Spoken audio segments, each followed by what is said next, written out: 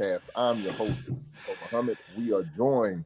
My co-host is right there up underneath me. Depending on pun, I need to go back and look and see how our view is set up because he should be directly underneath me. My co-host Chuck Snow and directly under.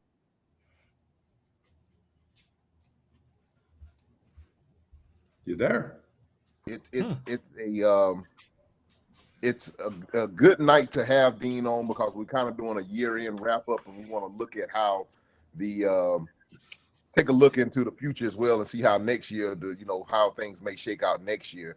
But without any further ado, I'm gonna first of all let me ask my co-host and check in with him. Chuck, how are you and how are things on your end? We're doing great. It's winter in Canada, so the ground is covered in snow at our place, and freight is still moving, but not at the volumes or the rates that it was. And we're going to talk about that tonight with our guest and our friend Dean Croke, who's the head analyst over at DAT. To any of our listeners, if you want to know what is happening in freight or what is about to happen, Dean probably has the best intel of anybody in the industry. So with no further ado, let's welcome Dean Croke. Dean, thank you so much for joining us tonight. This is an honor. Yeah. Before I turn it loose to you, Dean, let me just take a little bit of housekeeping I forgot to mention. Gotcha. If you got a question, type it in the chat. We'll see it. We'll try to get to it as quickly as we can and involve you into the conversation. Like, share, and subscribe on the video. That helps out the algorithm on all of the different platforms that we have the video streaming to. So do that. Please do that across all platforms. And tell a friend to tell a friend about the show. And with that being said, I'm going to jump out of the way and turn it back over to our special guest, show contributor Dean. Dean, so yes, sir. I guess we'll start out with trend lines this week. Yeah, thank you. Great to be with you guys to wrap up the year. So the one thing that's evident in the market is it's really struggling to return to normal. Like it's still some hangover effect from the pandemic and all of the disruptions in the supply chain, but that's disappearing. But there's still some lingering effects. We're seeing a lot more seasonality in the business. The normal surge in spot rates in the last couple of weeks of December is not evident this year. Normally spot rates in obviously the spot market in dry van would go up about 12 cents a mile in the December timeframe in those 3 weeks, only a few pennies per mile this time up. So, but what I will say, guys, that's I think really pleasing for carriers. It appears that we've seen, we're at the bottom of the market in spot rates. Now I know that could be a hot take by all accounts, but diesel's coming down. Diesel's down 97 cents since the July 11 peak. It's at $4.60. I think it was $4.60 on Monday, the national average. So really good news on that front. Of course, we're not into the grips of winter just yet. But rates, when we look at diesel's coming down, that takes a bit of the pressure off the line haul rates underneath.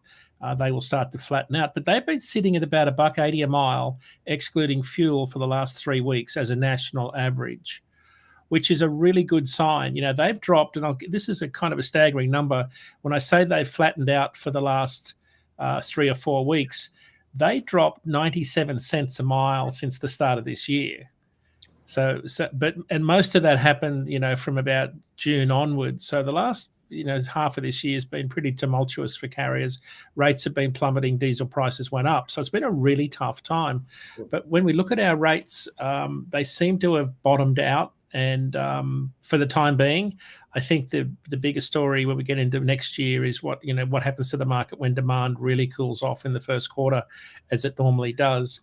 So rates are bottoming out. That's about, when I look at where they sit, and to put that into context, at $1.80 a mile, we're still about 14 cents a mile higher than what we'd normally see in pre-pandemic years.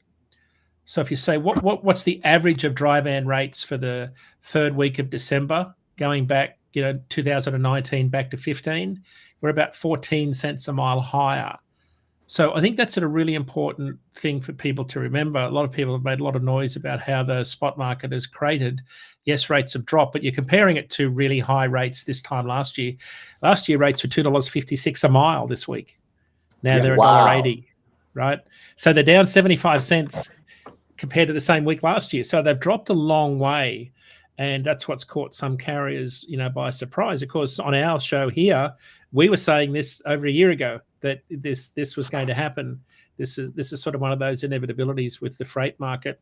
But for purposes of comparison, and I like to compare to previous years where there was more normal freight market behavior, we're only 3 cents a mile, and I think it's 3 cents a mile higher than 2017 and 2018 for the third week of December. And look how operating costs have increased. Right. Like, look how much a truck is. Look, if you have a driver on that truck because of inflation and shortage of drivers, look at how much more you're paying that driver. And then all the components of your truck, including insurance and but tires and oil changes and everything else have skyrocketed.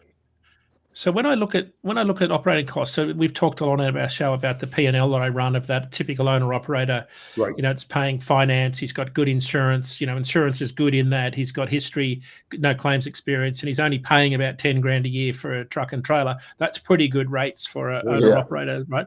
So again, I'm picked the middle of the road, and that truck running 100,000 miles, 15,000 miles empty, 100,000 loaded. So that's $1.96 a mile today.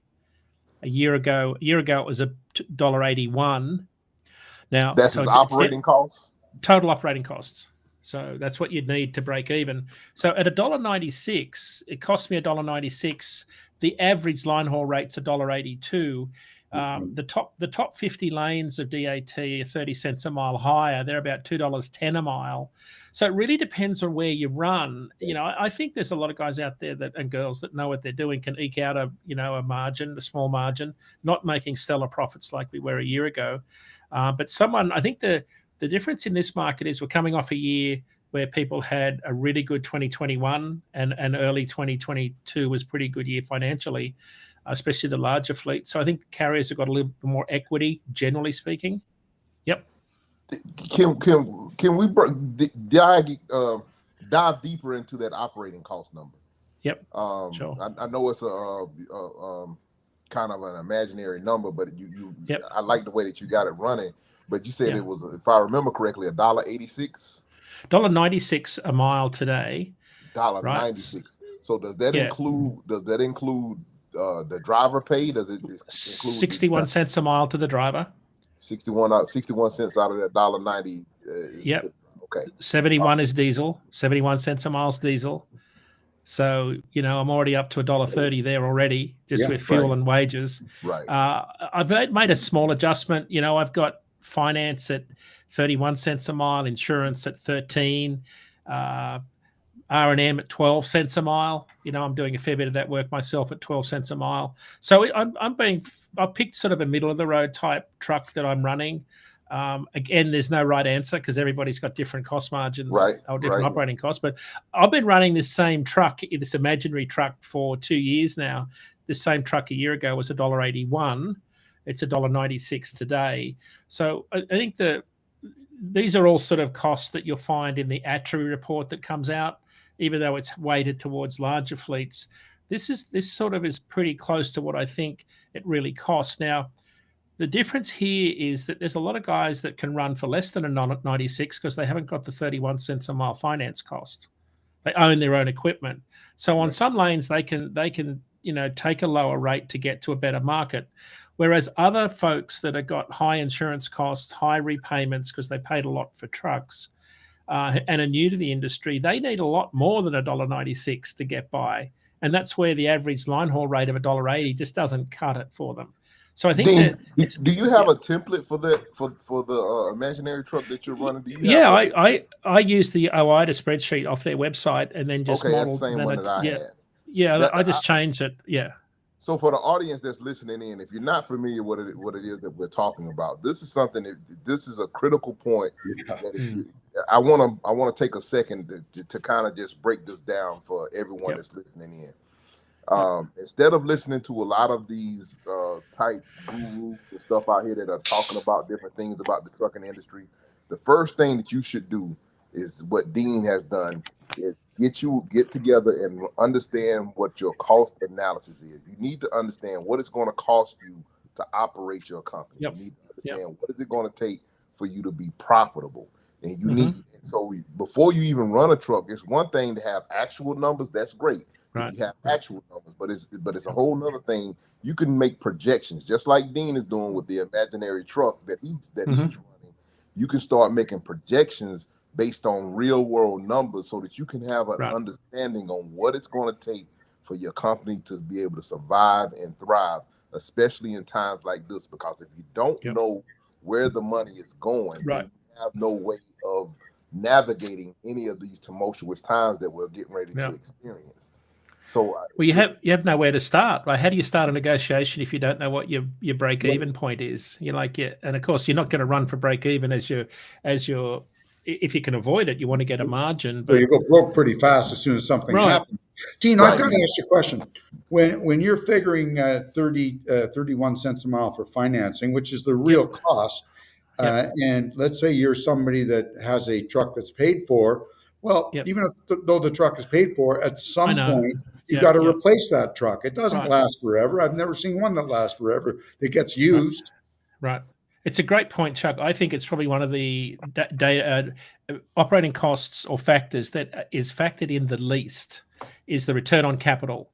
Because if I've got 50 grand tied up in equity in a truck, 50 grand in a bank has got to earn me X. Yep. And I've got to convert that into 100,000 miles divided by whatever it's going to earn me. That's got to be in my rate component, because that money that's in my truck could be earning 4 or 5 cents a mile sitting in the bank.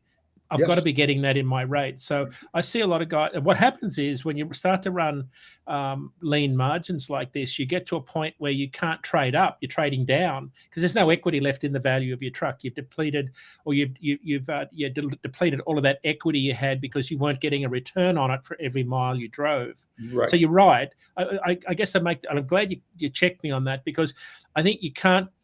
I know guys that are running for less than what it costs them because they haven't got finance payments, but they're not doing it for a long period of time. They're doing Right. it to weather this storm. And so I think you're right. That will catch you in the long run if you don't stick to your guns. And so I guess that was sort of the point I wanted to make, that rates have kind of bottomed out about $1.80.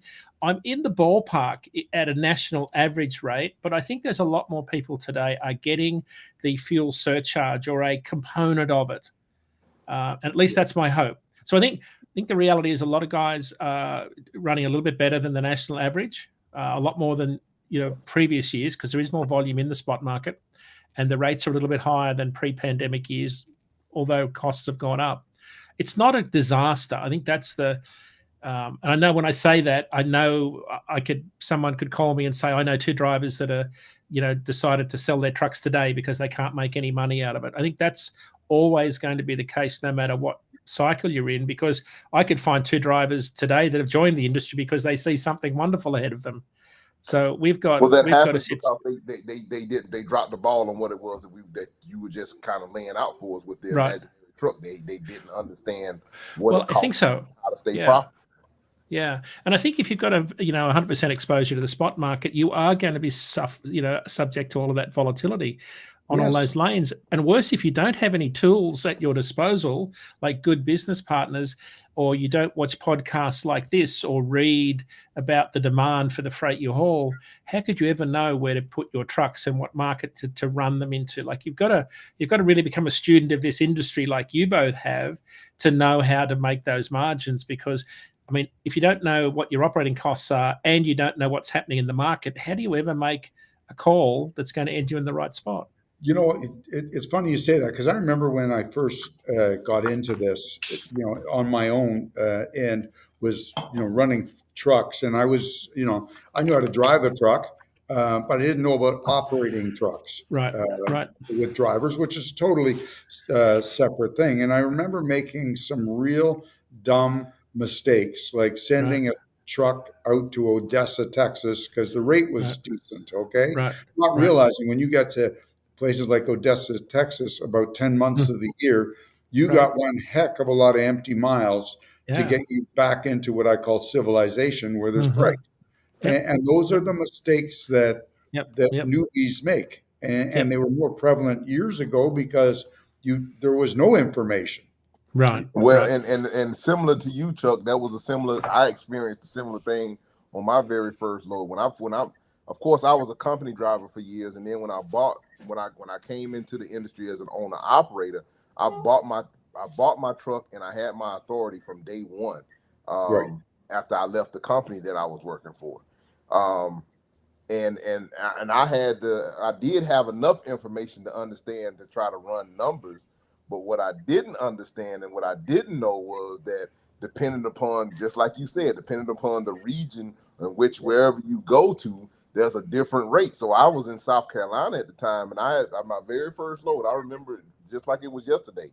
Had a load going, picking up in Anderson, South Carolina, going to Scranton, Pennsylvania. It was a load of potting soil. Yep. I think back then I think I may have gotten like $2 and something a mile to go up to PA, which I thought was really good, because at the time I think my operating costs, when I think back then, this was 2010, I think my operating costs at the time, I think the number that I had was needed to be like around $1.70, $1.60, somewhere in that ballpark. And I was like, man, I'm with house money going for $2 and some cents up north, not knowing when I got up north that the rates coming back down were, man, it was terrible. And that was my quick reality check to let me understand that. Well, you learned really quickly, though, didn't you? That's kind of where the show was born. It was born out of the not understanding the different rates and lanes, the lanes and the rates that are attributed to those particular particular lanes. So that's kind of where I wanted to get this information out and try to share with people as much as we could to understand, okay, if you go here, you need to be you have to be able to balance out the numbers that we talked about, that Dean are talking about with the imaginary truck. Of course, you want to be able to keep that's your average number, but your actual numbers are going to be a little bit differently, and hopefully your average numbers are a lot better than the average. But that's kind of where this whole thing was born, out of the information that it was not readily available, and still really is not readily available out there for people that are just getting started. And that on the positive side, they've got a lot more tools at their disposal today that allows them to be much more reactive in the market. My God, when I think back when we started, basically there were hardly any tools. There was there was a J.J. Keller book that had the name of a bunch of brokers, or you'd be at a truck stop and you'd look at a board, a TV screen, or sometimes a bulletin board. That's where you got loads from. So that's how dialer truck started. The old dialer truck started. Looking at the TV screen. So it's really interesting times. I think, despite all the doom and gloom this year, we've actually ended 2022 about where we were in 2018 from a freight perspective. We had Jason Miller on our show today, and his ton-mile index, which pulls data from 41 freight-producing commodities, he's a really good ton-mile index. He thinks it'll turn negative year over year in November. When you look at ATA and CAS, the number of tons being hauled, we think are going to be flat to maybe slightly down compared to December last year, which is not horrible considering what we've been through. Remember, 2021 was a real outlier in many respects. Right. The freight bonanza, guys. It was like nothing we've ever seen. Yeah. So the market is stabilizing. Yeah, for sure. And we look at the load post volumes in the spot market. This is the other real tell. We are seeing in the load post section, we're seeing about half the load posts in the spot market this time last year. This time last year was probably one of the busiest Decembers we'd ever seen in the spot market, because remember, there was all of the craziness going on about shortages on shelves. But for context, it's 1% higher than where we were in 2019, which wasn't a good year for trucking. Right. Right. So for purposes of comparison, the December volumes right now look a lot like what they did in 17, 16, 18 and 19, right? So there's a lot more normality coming back into the market. And the point is that 2021 and 2020 were just off the charts for the spot market. That's kind of in our rear vision mirror now, and the market is returning to normal. What is really different, though, and this is what carriers that are listening need to appreciate, we're just coming off 18 months to 2 years of the most incredible growth in the number of carriers in the industry, far more so than 2018, 2019. Right. And what that's meant is there's more carriers in the market looking for fewer loads. And that, of course, is putting downward pressure on rates. And one of the data points I like to use in terms of measuring capacity in the spot market is the number of loads, number of trucks being posted on our load board looking for loads. So it's carriers posting their truck on our load boards in search of a load.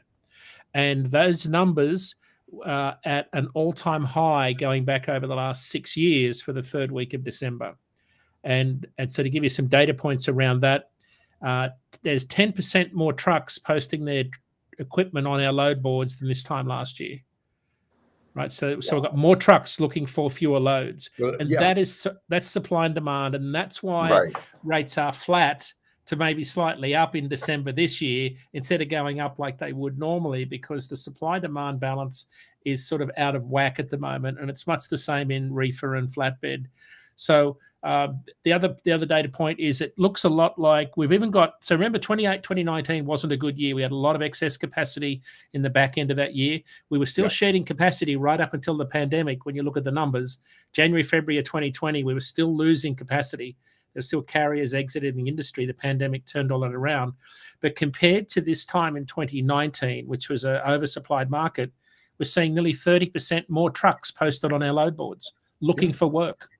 So we've got an oversupplied truck market right now, and that's why Rico's point about knowing your operating costs is absolutely critical, because we're about to head into the first season of the year, which is the quiet season. And I think it'll be even quieter than normal. We said this on our last show, was quarter one is going to be much quieter than normal, because I think everybody's going to have this sort of the relief valve is going to be relieved on all of the supply chain disruptions. All of the inventory buildup is starting to be cleared. The other point, though, is that because of the COVID outbreak in China, they're going to probably shut down. Instead of shutting down for 3 weeks around Chinese New Year, they're probably going to shut down for maybe 6 to 7 weeks. Ooh. They're just going to send people home. So that's something we're watching very carefully. So remember, on the import front, we normally see a lull in February around Chinese New Year. Yes. This time you might see a lull that extends January, February, until it picks up in March. And it won't be till mid-March that we start to see a lot of that volume start to come in. The difference here is that we'll be seeing some of the volume that's already come in on the import side going into warehouses for spring. That spring inventory has already been brought in. Right. And then there'll be new volume have to come in. So there'll be a frenzy of activity to kick off Q2. And that's why we think that the freight market sort of is sort of starting to bottom out. It'll maybe get a little bit softer in Q1, but Q2 is when we think the market will start to turn around and rates will start to increase, significantly. And then we're into that busy spring and produce season. Dean, what do you think if I hear a lot of economists, and nobody knows, I actually have to chuckle when I hear economists talk about a soft landing, because I don't think anybody knows anything about anything. You don't even know if you're in an airplane, if you're going to have a soft landing for sure. Right. You hope you're going to. And I don't think a downturn in the economy or a recession, whatever the heck you want to call it, I think it's way too early to call whether we're going to have a soft landing or not. One of the things that we have going in our favor all over the place is we have a shortage of labor, which I think will protect us a little bit from a soft landing. But if we don't have a soft landing and things are as bad as some economists think that they could be, what do you think that's going to do to the freight market? Probably the worst case scenario on our rates. Our forecasts for 52-week forecasts right now, worst case scenario has rates lower than 2019. So, our middle of the road forecast, remember 2019 was kind of water level for low rates in the last 5 or 6 years.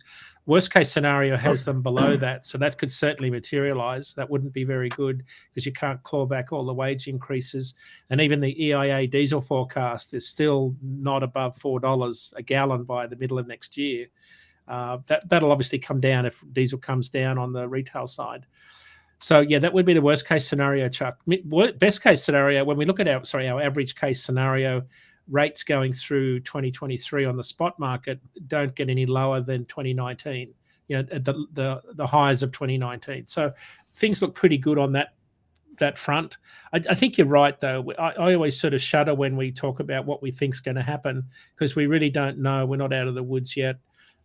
Jason Miller said on our show today, he said China's going to go through a really tumultuous 2 to 3 months with the Omicron virus sort of taking hold over there.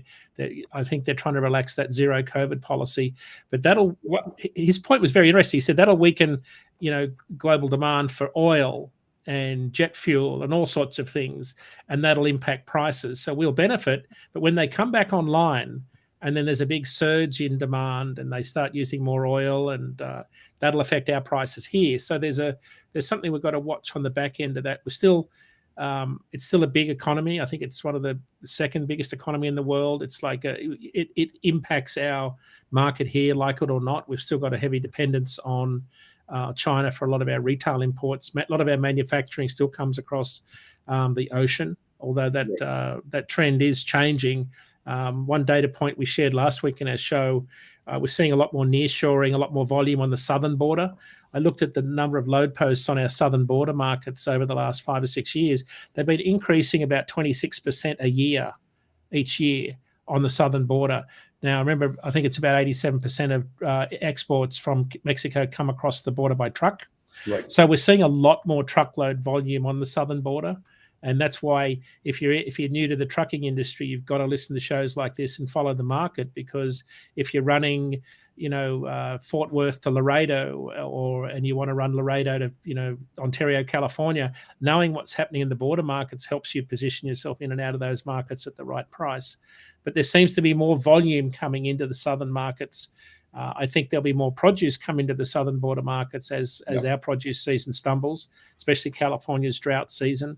Yeah, they're in real trouble in California with drought and fires, and then they have the odd flood and soil disease. Disease. And now there's all sorts of restrictions that are coming down the pipe as far as vehicle, fossil powered vehicles. There's a real push for electric trucks and newer trucks too. In this market, how the heck can you go and buy a new truck or newer truck? Right. What is it? It's a 10-year horizon, I think, in California. Your truck right now has to be a 2013. 2010 by January 1. Okay.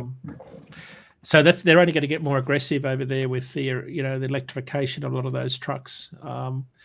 So I guess I'm still trying to wrap up trend lines, Rico, but rates are... It all works. We're kind of gone down 50 rabbit holes here, but question for you. The spot market has cooled off, but it's not terrible. There's less volume in the spot market. There's a lot more volume in the contract market because rates are higher in the contract market. So there's less volume trickling through. But I will say that shippers are being very strategic about their spot market play. They are using the spot market strategically for a lot of those low volume lanes when we talk to them.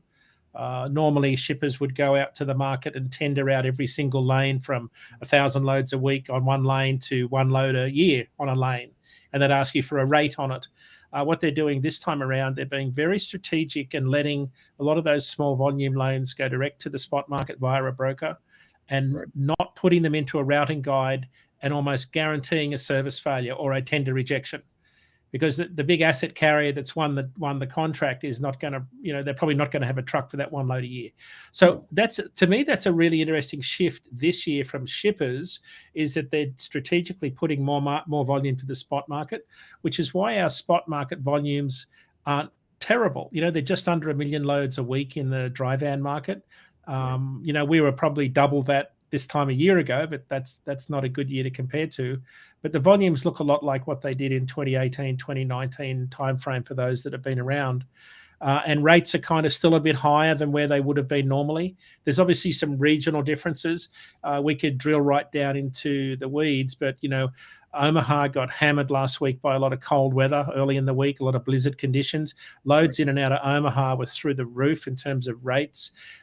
Everything around Shreveport, rates went through the roof because you couldn't get in and out because of those 50 tornadoes or tornado warnings or touchdowns. So weather played a big part in the spot market last week. And of course, as we go to air tonight, we're on the cusp of a big polar level freeze that they're talking about as the Canada sort of jet stream drops back down into here.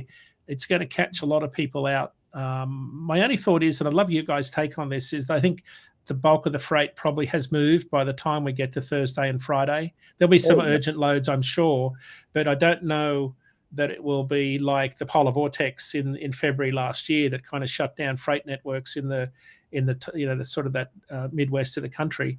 I think where it will catch people, this is a particularly nasty storm for those that are out there trucking. The drop in freezing temperature will flash freeze all of that water that's laying around. And I think black ice is one of the biggest things carriers have got to watch on the road. That's going to be particularly dangerous Thursday and Friday this week in those areas that are getting a lot of precip and then that flash freeze. Because you're talking about single digit temperatures, Minneapolis and Chicago and through the Midwest. So weather's going to play a factor next week. To sort of wrap up the year, I think we're going to end the year pretty much where we thought we'd end from a forecasting perspective. Of course, what we didn't anticipate is Russia invading the Ukraine, and that forced diesel prices through the roof. But at least there's some relief there for carriers. I think I looked at my operating costs since diesel spiked at about $5.60 a mile in July. Operating costs are down 16 cents a mile. So as diesel's come down almost $1 a gallon, my operating costs have decreased 16 cents a mile through that change. So operating costs are easing. Rates aren't terrible, although people would probably argue that with me. Rates aren't as bad as what they were in previous pandemic years. What's interesting? It's your perspective, Dean. With all due respect, if you got into this business because you were getting $5 and $6 a mile, and you were so happy to get in it, you overpaid for your tractor, your trailer, your insurance. You're thinking that life is going to be eternal at $6 a mile, and now all of a sudden you're under you're $2 a mile. It's pretty awful. If you're a guy that or a girl that's been in this for a long period of time, and you weren't seduced by that spot market, and you just stuck to the knitting of what you did, and you were loyal to your customers, whether they're direct customers or brokers. You weren't greedy. You're fine now because that freight still has to move. It's those people that chase all that spot freight, and they made some money, or some of them blew it out the stack because they bought great big shiny trucks for $250,000 and all sorts of nonsense. I'm not joking, Rico. It's true. I was looking at paper last night, and some of these long-nose Peterbilts and Kenworths are $250,000. Yeah, I know. I know. You don't know anything you can haul, maybe specialized or something, that you can afford a $250,000 truck. Even $6 a mile, it evaporates pretty quickly when you're making payments on $250,000 for the same piece of equipment that doesn't make you a dime more than if you bought a $30,000 or $40,000 truck. To kind of segue and to kind of on the same topic, when it comes to equipment, Dean, and see if you may have information available to kind of maybe shed some light on some people that may be listening in, that this is they're in a valley of decision. They may be on their way to get ready to go buy some equipment. I know that DAT tracks heavily dry vans, flatbeds, and reefer numbers. Which segment, or maybe we can break down, maybe if it's possible, Yep. I'm kind of putting you on the spot on this one, but if it's possible, do you have the ability to maybe say, and let's break down all three dry vans, flatbeds, and reefers, and maybe a part of the country that might be better for one or over the other? Yeah, I can do that. Absolutely. I mean, dry van right now. So let's do dry van first. Dry van is, you're going to see a lot of activity right now around your big capital cities, port markets. That's probably, that probably goes without saying. Right now, the busiest time of the year for a lot of carriers is that short haul regional work where you're seeing store replenishment activities going on. So it's big warehouses to smaller DCs closer to cities. That's where there's a lot of activity. Christmas tree season's kind of winding down. But that's where there's still a lot of volume, particularly for dry van. The port markets are going to be still pretty good markets, but the one that really sticks out again is Houston Mobile. If you just go onto marine traffic, you'll see 15 to 20 container ships parked off the coast trying to unload. So there's still lots of import volume coming into those ports. I think Houston's a really good market for dry van carriers. Texas has always been a good market for freight generally. Houston seems to be one that's growing a lot more for dry van carriers. So I think that's one market I'd be watching. Refrigerated carriers, I'd say the same. Reefer carriers are seeing, I think that the point with reefer carriers we touched on earlier is California is not going to be what it used to be in terms of produce volumes. They are down substantially, and I don't know that they can get enough rain to solve their problems soon enough, but that may happen.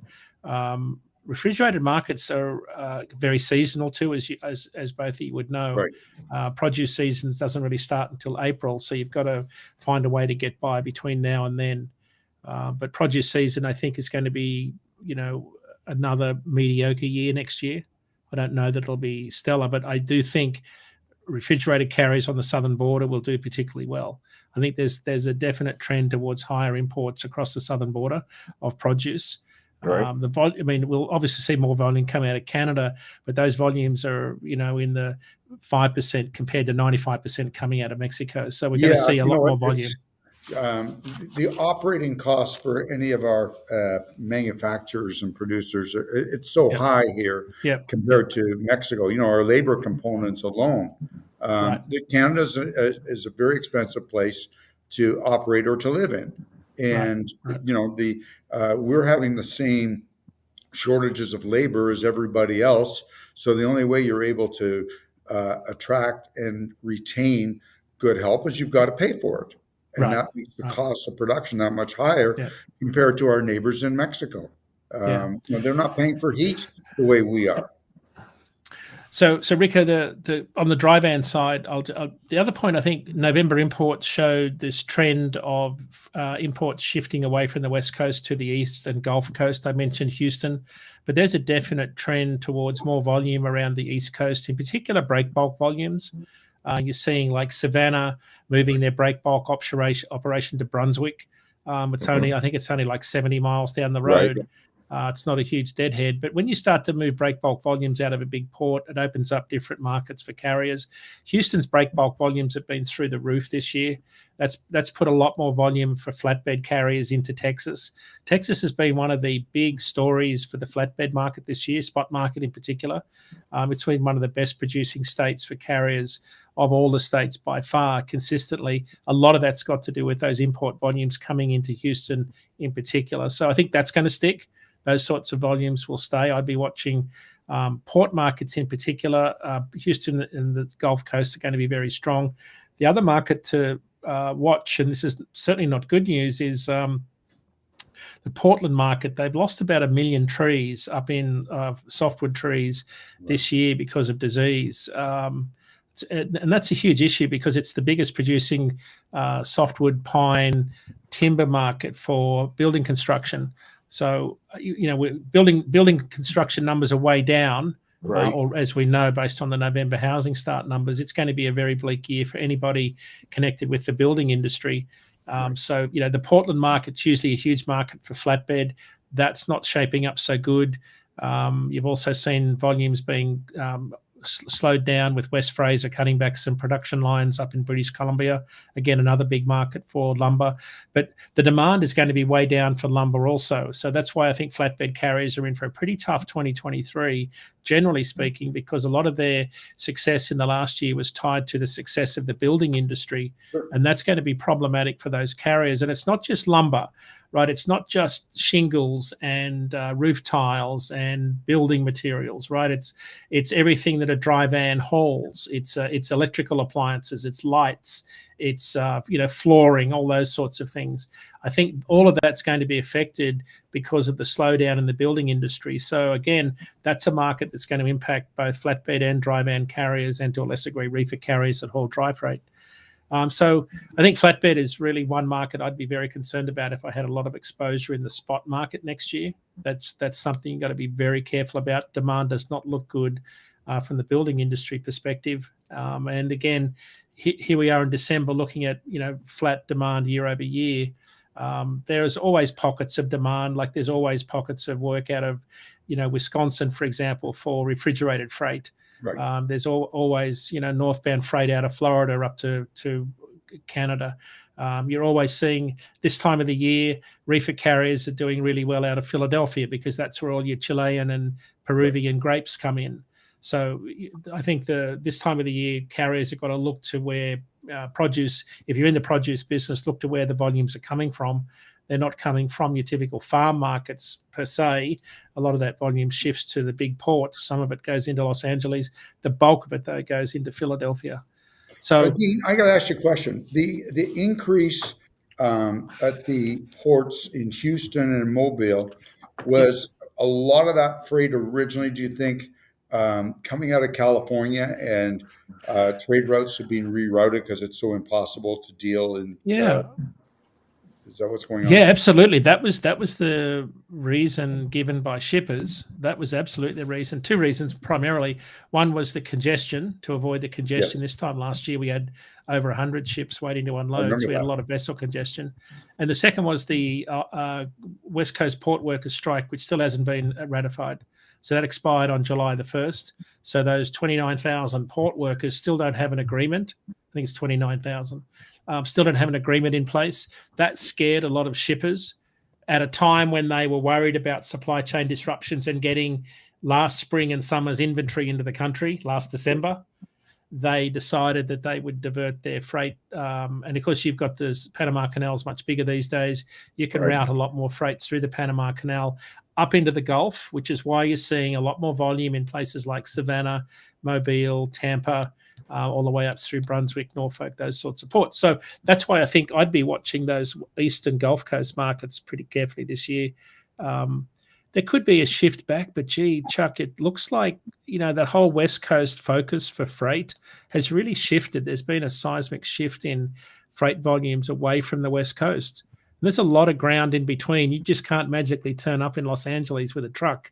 You got a lot of ground to cover to get there. If you're a long haul operator, you got to really know what you're doing.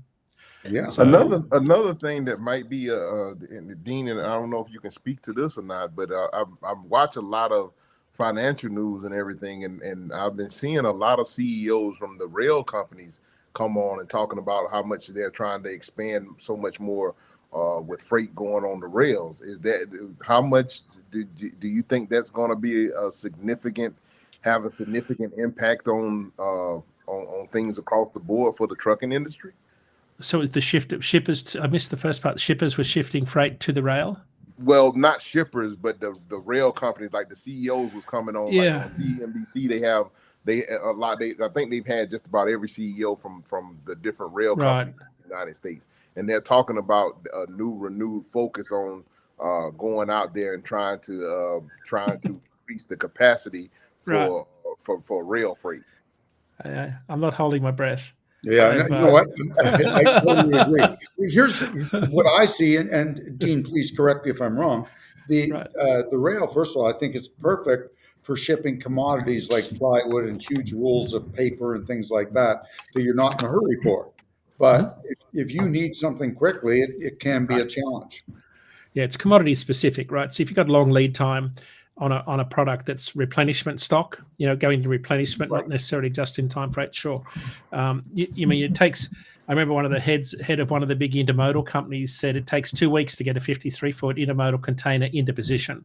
Like it takes 2 weeks to move it somewhere in a market to get it ready to load. Jeez. A truck can be in the market, in 24 hours, if not the same day. So Yes. it's really, rail industry already suffered from service, and why I think they're unlikely to gain market share. It'll be hard to garner market share when truckload is so competitive, so agile, so nimble, so efficient, and the costs are much lower in the spot market at the moment. Now, that will change when rates increase, for sure. But as it stands right now, shippers, when you look at the Journal of Commerce Intermodal Index, it's the index that sort of determines whether it's cheaper to go on rail or road. And RES looks at about 110 lanes that are heavy truckload volume lanes each month and produces this index. There were only 3 lanes last month where truck was more competitive on for contract volumes, right? And they're typical lanes where the rail doesn't have a good service. So for the moment, rail rates are very competitive, and it's hard for them to. It's also hard, Rico, to answer your question, it's hard for them to increase market share because they've been so driven by shareholder returns. The biggest challenge they've got, I think, is they've lost so many workers, and they've a lot of the workers have been forced to accept an agreement they rejected. Now, I think that's going to have ramifications next year on service. Service is still not where it needs to be in terms of point-to-point delivery service and train speed and efficiency, etc. They've got a lot more service issues to worry about than they do market share issues. I could see a situation where they lose market share to truckload because of their inefficiencies. I think that's the story that has been untold from the threat of the rail strike. Is a lot of guys girls have been forced to accept agreement they're not happy with. I mean, what happens? Worst case scenario, what happens? We take our 24% back pay increase over the last 2 years, collect that, and then say, you know what? I think I'm done. And it's hard to bring a lot more engineers into that business. It's not like training a trucker. An engineer is a little bit different. It's more complex. There's a lot more responsibility with those big tonnages they haul. So I think they've got bigger challenges than trying to attract market share. Typically, they've not done a good job with that on the short line. I think there's probably a lot more opportunity if they put their mind to it on the short haul runs. Maybe like Savannah to Chicago, places like that. I just think they have network issues because you can't just magically. Like trucks can run on any road. You've got a fixed network. You've got to run your trains on, and they've got all sorts of issues. They're dealing with manpower more than anything. And they've got a shortage of, there's a shortage of equipment as well that they're facing, just like everybody else. Yeah. I think we'll be talking in a year's time about the massive piles of empty containers sitting around with no freight, because I just don't know how we have all this freight for all these chassis trailers and containers we're buying and building. I get that drop and hook's going to become a big thing in truckload, and that's a good way to improve efficiencies. But heck, we've seen record numbers of trailers being ordered. Like, if volumes are flat, where do all these trailers go to work? Well, you know what? I think that an awful lot of companies have hung on to trailers a lot longer than their normal cycles. And talking to my friends that work for trailer companies, they're telling me that the number one, all of them have hundreds, if not thousands, of trailers ready to go, except they're all missing components. Right, of course. And this is true. I'm not making this up. No, it's exactly what's happening on the truck side. And then on top of that, the big guys, and your mega carriers in the United States, the Swifts and Schneiders and JB Hunt and all the rest of the big players, they're easy customers in the fact that they buy such volumes of trailers all the same. It's pretty easy for a manufacturer to say, okay, I've got, I need 500 orange Wabash trailers with these brakes. Okay, that's how they spec them. And that factory works for so many months producing orange trailers. The smaller carrier, from 2 to even 40 trucks. He needs 10 trailers or 15 Right. trailers. It takes a while. He's not getting the love. He's not getting the Right. front of the line. And he's lucky if he gets one trailer. So you're right, because build slots have been pretty hard to get hold of, right? So Yeah. that's why they've been hard to get them. We had Tim Denoyer on our show last week. He's from Act Research. They get all of the data from the OEMs on trucks and trailers. I asked him the same question about cancellations, because the order books are open. The backlog is 9 months for new trucks and trailers, a bit longer for trailers.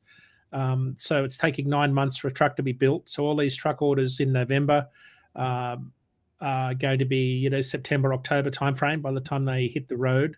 Right. So we're looking at the second half of next year, we're going to see a lot more new equipment come onto the market, trucks and trailers, which tells me that we'll have a lot more used trucks hit the market when people decrease their fleet age for trucks and trailers, and prices could come down. But the data point that I said, so tell me about cancellations, because one of the things that happened in 2019 was all those record orders in 18 turned into a bunch of cancellations, cancelled orders.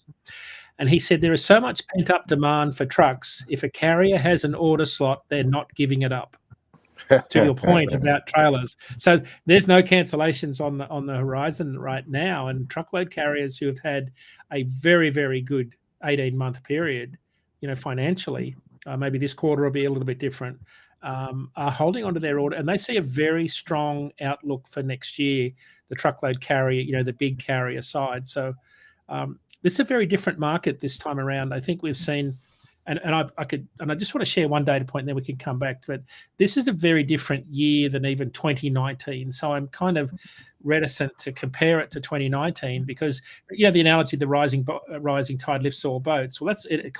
It sunk all boats in 2019, because you had a lot of big carriers go out of business as well as small carriers go out of business in 2019. Not so this year.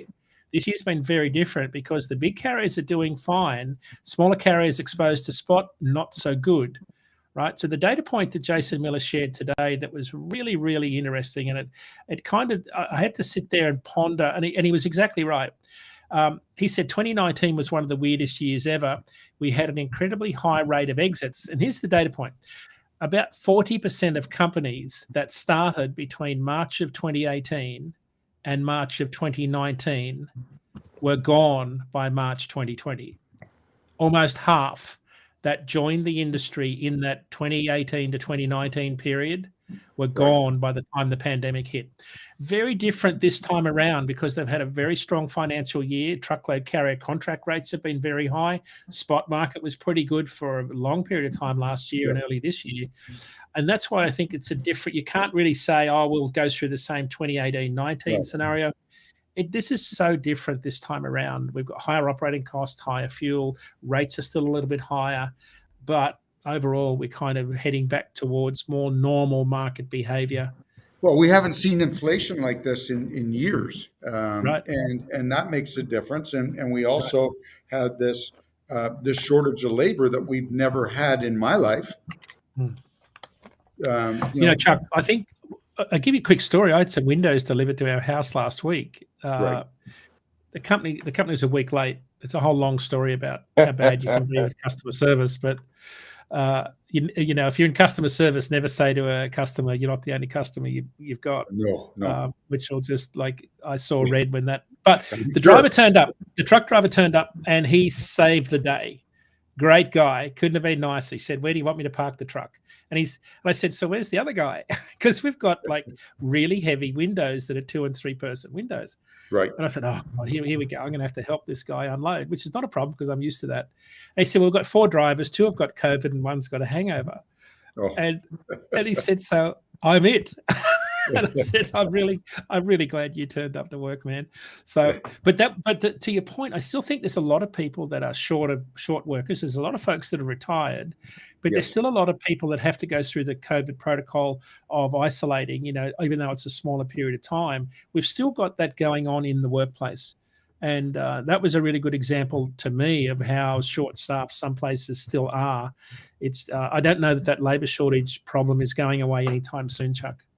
Well, the issue is you've got people that that have worked in the tech industry, young people that are in their 20s and that made more money than any of us have ever made, and all of a sudden they're without a job, and you know, I don't know if they're going to take a job driving a truck or working in a factory because they're Right. used to making $100,000 or $200,000 a year working for these high tech companies that could no longer all of a sudden afford um, Right. to pay these people $200,000 Yeah. a year to run around offices on skateboards. Right. Right. Yeah. Gosh, brings back memories of a former company. The, So I'm looking at the time, Dean, and we got a little bit of time. yeah. It got away from us quickly. We got about Did 5 it? minutes left in the show, but I wanted to kind of see if we can maybe end things on a up note or an uptick. Where Yep. are some good things? Where are the opportunities to be had? I guess will probably be the best question. Where can is there somewhere? Where's the silver lining that we can probably find out of all of this muck and mire that we've been talking about for the past 45 minutes? That's a really hard question. I think if you can, Mike, and someone challenged me on this the other day. My instinct is that if you're in the third week of December and you're still in this business after diesel's been above $5 a gallon for months and months and months, I really hope you've figured out a way to survive. My instinct tells me that if those carriers that are still here will survive, because it's been a pretty tough 6 months. Unless, of course, you're at the end of the line. There's a lot of folks here that are really struggling. But I'm always optimistic that if you've done what we suggested It'll be fine. 9 months ago and put January, February, March truck payments in the bank before next week, you will be fine next year. Even if worst case scenario, you amortized your truck payments over 10 months and paid them off sooner to give yourself that buffer. Next year, if you can get through the first 2 months of next year, I think next year is going to be a really good year. Now, when I say really good, it won't be 2021 or 2020 level rates, but it'll be much better than this year. So that to me is kind of a silver lining, Rico. I think used truck prices are going to come way down for those looking to enter the market. Used truck prices have come down substantially. We're still talking about, where trucks were selling for 160,000, they're probably still trying to get 75 to 80,000 now. That same truck was probably $35,000 10 years ago. Yeah. So we're still a long way, but I think what happens when these new truck and trailers come out of the factories, they're going to start to jettison a lot of those aging trucks in those large fleets into the used truck market, and we're going to see used truck prices come down. That will allow a lot more carriers to get into the market more easily with lower purchase price. Interest rates, of course, will be another story. So that to me is sort of somewhat of a silver lining at the back end. I really think, though, from a freight perspective, I'd be watching some of these port markets very carefully, in particular the southern border. To me, that just with nearshoring, I just think that's got to be a big growth market for us for dry van and reefer carriers over the coming years. It's already exhibiting itself right now. I agree wholeheartedly with that southern border, Dean. Yeah. The numbers keep increasing. How much more there? That's the only place where we can nearshore to, because Canada, United States, it's too expensive to operate here. But it's certainly there, and they're they make good stuff there now. It's not like it was. Right. Yeah, I mean, there's not a lot of. We're in a down market right now. There's still opportunities out there. The high volume lanes are still pretty good. I think the silver lining, Rico, is that you've got more information at your disposal than you've ever had. There's no excuse for not knowing. This is true. I think you've got to, if you don't know how to run a truck and what your operating costs are, ask someone. You've got to know that. You've got to find that number really, really quickly, and listen to every single podcast you can get your ears wrapped around, because that's how you'll learn where the opportunities are. So I think when I look at this freight market in 2022, and I look at all the tools that are available from DAT and our competitors and all of the folks in the market that are building transparency tools, you've never had more information at your disposal in terms of running a business. You can see the entire freight market on an app on your phone. Yeah, the days of running the company where you got more money left over at the end of the week than you do days. That's long gone. You gotta get a little bit more strategic and a little bit more sophisticated than that. Yeah, and that's why a lot of carriers have been able to stick it out this year, because of all the technology and all the data that's available. They can react more quickly.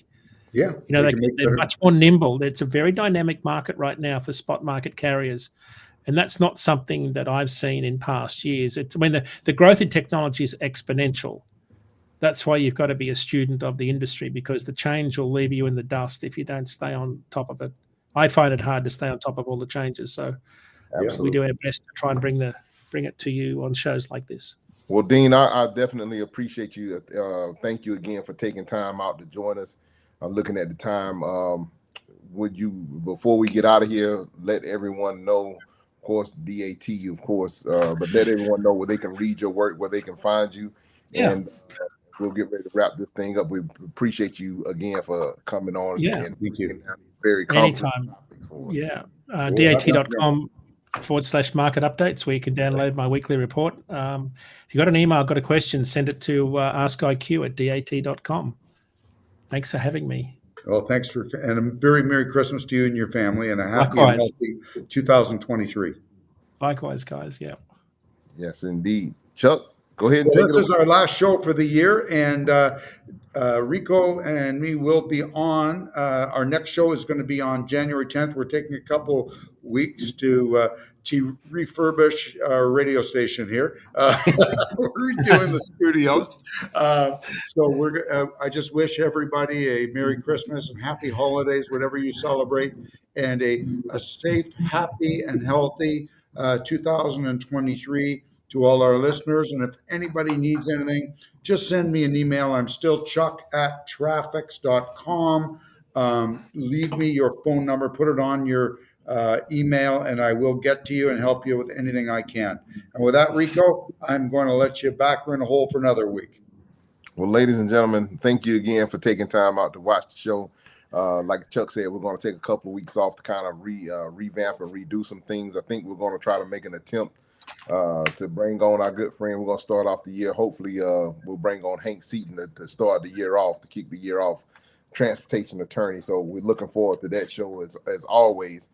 But want you guys out there to stay safe, stay healthy, keep it in between the mustard and the mayonnaise. God willing, we'll talk at you same time, same place in 2 weeks.